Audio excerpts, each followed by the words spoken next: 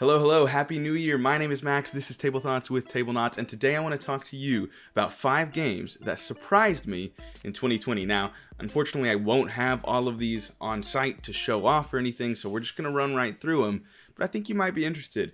The first one was one I never, ever expected to like. Oh, and let me also clarify, I've played a lot of prototypes and Kickstarter previews this year. I'm not including any of those. These are all released games that you can get. How readily available they are, I don't really know, but you can get these if you're interested. So the first game that surprised me the most is Bus. This is a originally 1999 game. I believe I played the 20th anniversary edition that came out last year, designed by Splotter Games, and that name just scares me. It scared me, still scares me, I guess. Splotter Games is just a name I associate with intensely hard games. Games that burn your brain and melt you into mush. I don't know. I hadn't played one until Bus. And I've got to be honest, it surprised me a lot. That's why it's here. It is actually so much fun. It is very, very thinky, but it does it in such a way that each turn you've got simple actions that you need to take, but you don't know which one, and it's so hard to make that right connection. And I really want to play it again, having played it once now, that I have a little bit more of an idea what I'm doing. It's an action selection worker placement game where you're basically placing down bars and homes and restaurants, and each turn you're trying to bus and transport passengers to particular locations.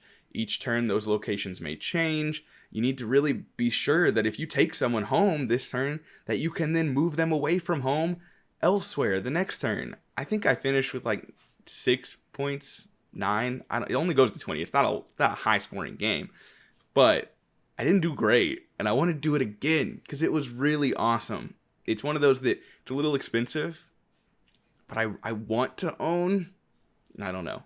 We'll see. The next one is Forgotten Waters, which is a 2020 release by Plaid Hat Games. Very different from Bus. This is a pirate narrative game. Not a ton of strategical depth in the gameplay. There is some action selection and things like that, but the writing is actually really good. It uses an app, so you can read it or you can listen to it. Actually, can you even read it? I don't know. Either way, it uses an app, and the writing is actually really good, really funny. The voice acting is quite well done. I mean, it's not perfect, but it's solid. I've only played this a couple of times, but I really want to get back to it and experience more of what the game has to offer. The book makes the setup very easy. It's a very good remote play game, and that is obviously a big deal right now. So if you want to try this out, I think one person needs to own the copy, but that's it. The remote play works very well. It's just a fun, entertaining, story-driven game that'll just make you laugh, and it was a blast. It surprised me. I just picked it up randomly on the shelf at FLGS, friendly local game store, and had a lot of fun with it. Next on the list is The Last Night on Earth, which is actually a gameplay that will be hitting our channel soon. It's one of Doolin's favorite games. He introduced it to us, and I think McCoyne liked it a lot too prior to having played it that night. And it is not for everyone. It is a roll to move, very luck-based game. The art isn't spectacular. It's nothing to write home about. It looks a little dated. This game came out in 2007. This was by Flying Frog Productions. And on the shelf, it looks a little dated. It looks a little off. But I've only played it once. But that one game surprised me enough to have it here.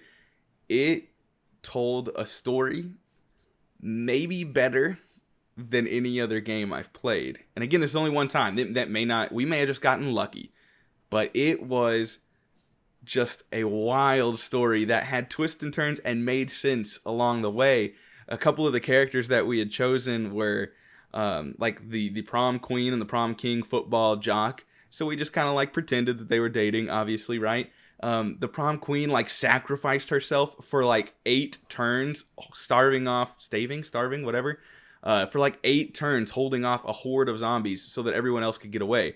Eventually succumbed to her zombie-like state, and then at the end, the jock had to kill her to get away. And I think even like ran over her body when we were leaving in the truck. There was a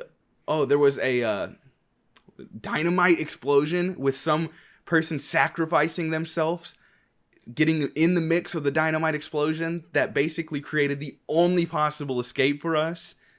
Obviously spoilers, but hopefully that entices you to watch it a little more, because it was intense, and it is not a game for everybody. The second experience may not be that good, but the first experience was so much fun, and it really surprised me. Not that I wasn't looking forward to it, but it wasn't like high on my list of something I wanted to try, and it was an absolute blast.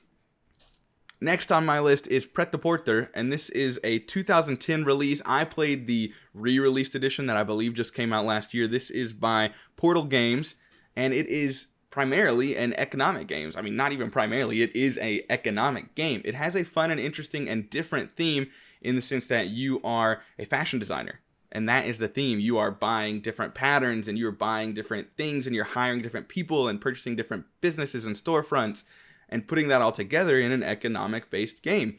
And I knew that going in. I really thought that the theme was going to be what pulled me in. And I do like the theme. Probably, I've not played many economic games. It might be my only one.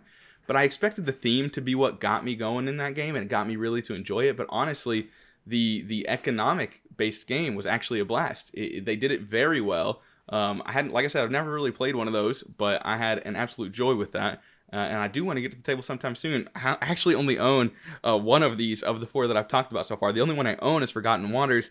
Bus is Jesse's. Pret-a-Porter is Jesse's. Last Night on Earth is Josh's. And the 2020 games that surprised you, but you're talking about a 2017 game. I know. I played in 2020. You're behind the times, man. I played them in 2020. One of them's a 2020 game. One of them's a 1999 game.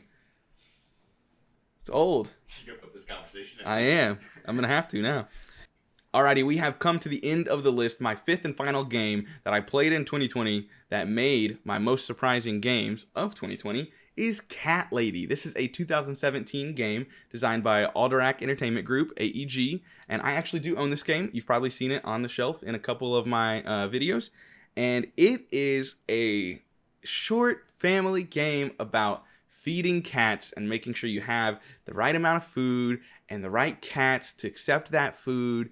And there's a few different scoring ways that, like, certain special cats will give you more points for each other colored cat that you have, or certain whatever. It's very, very simple. And I bought it because it's cute. And my wife likes cats, and who doesn't like cats? So I bought Cat Lady. And then I bought the app for Cat Lady. And the app is really well done too, by the way. And it is just fun. It's simple, it's short. You play it once, you lose, and you're like, no, run it back. We're getting this a second time. It is just an enjoyable game about cats that has surprisingly more strategical depth than you think. It's not the thinkiest game in the world, but each turn you are thinking about which of these rows of cards, because in this game there's a 3x3 grid, so 3 top, 3 mid, 3 bottom, and then it's also in columns, and you choose which row or column you take, and you take all three from that row or column, and then it blocks off that row or column on the following turn for the next person to take. So it's more thinky than you think, and it's so short that, like, it'll sneak up on you. You'll have a cat that you're like, this cat needs milk, and I'll get that next turn. And then you realize you're out of cards, and it never came back around to you. And it can be very surprising and dynamic in that experience, and honestly, it surprised me. That's why it's here. I recommend you try it out. Great little cute game, very cheap too. So here we go. We've got Bus by Splotter, Forgotten Waters by Plaid Hat, Last Night on Earth by Flying Frog, Pret-a-Porter by Portal Games, and Cat Lady by AEG. And of course, I think I mentioned this to start, but these are not 2020 releases, just games that I played in 2020 that I was surprised about. Let me know what games you tried that really surprised you. I would love to hear about it.